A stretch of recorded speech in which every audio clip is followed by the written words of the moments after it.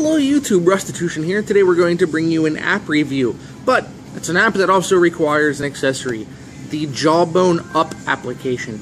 The Jawbone Up is this guy here on my wrist. It is an activity slash food journal slash sleep monitoring accessory. Really great for those of you who want to monitor your activity, your sleep, try to take care of yourself and get a little healthier. The Up application allows you to track everything, such as your sleep, how much activity you've logged, and your food. So, without further ado, let's get to it.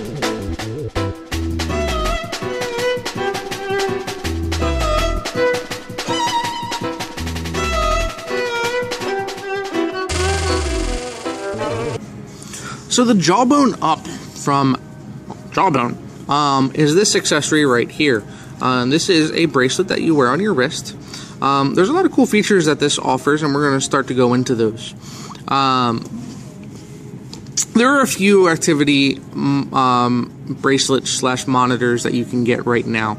I had the Motorola Active for a while, and I liked, other than I had to charge it every day. Fitbit is a new one that just came out, and that's what I was looking for. And then Jawbone has the Up, and I hadn't really seen or heard too much about the Up, so I figured I'd give it a try and then tell you guys all about it. I've been using it now for 3-4 days, and it's pretty ingenious.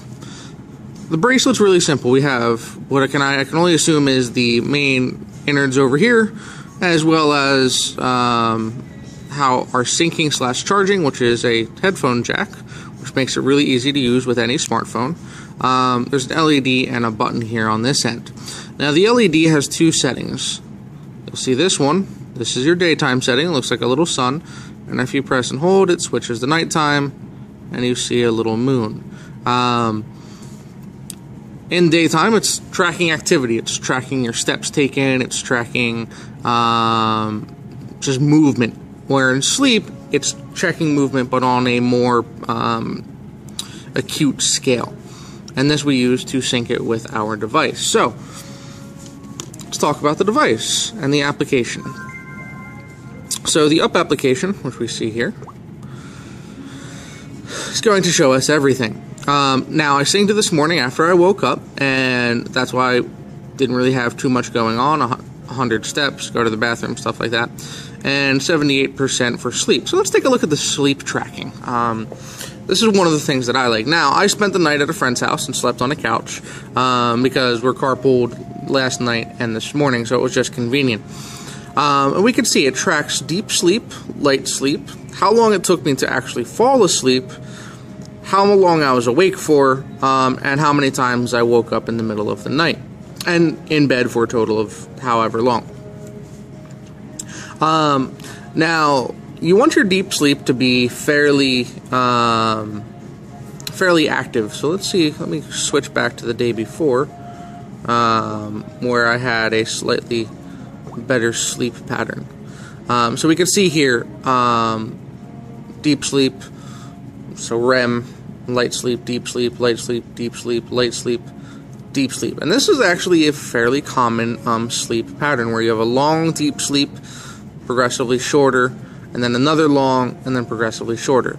That's why you're supposed to stay in bed for 8 hours. As we can see, I didn't stay in bed for 8 hours.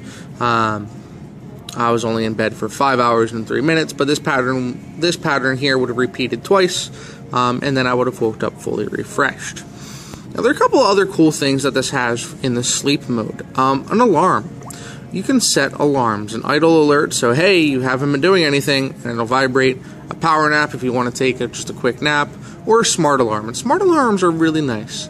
What the device does in the smart alarm section is it tells you, well, it determines when you're in a light sleep cycle, and it will vibrate. This doesn't make any noise, but it will vibrate to wake you up. And the first 2 nights it was really weird. I just felt my arm vibrate. It kind of startled me out of sleep. But this morning it was a lot better. Just takes some getting used to, and it makes it so when you wake up, when that does happen, you're more well rested. This morning I didn't get out of bed right away because I was sleeping on a couch, and not a couch I was familiar with, so as we can see, my sleep pattern was not as healthy. So I was still somewhat tired. But that's that. Activity. Today I haven't really done anything, but it's going to monitor my activity. So at midnight I did some activity and a little bit this morning as well. And it says I've gone 0.05 miles. I've burned 713 calories just because of idle. I haven't done anything productive at all today. And so on and so forth. Now, I will be syncing this, and we're going to show you how to do that. Unlike the Fitbit, which syncs wirelessly with your device, this you actually have to sync manually. And it is really simple. You plug it in, and you click the refresh button. And it's going to give you a progress bar. As it's doing that, it's also going to tell you the battery life percentage and about how much longer that's going to last. When I plugged it in, it said 5 days. I've used it 3.5 days now. So the track seems to be on par. So now it's updated. So I'm going to refresh, or it's going to do it automatically.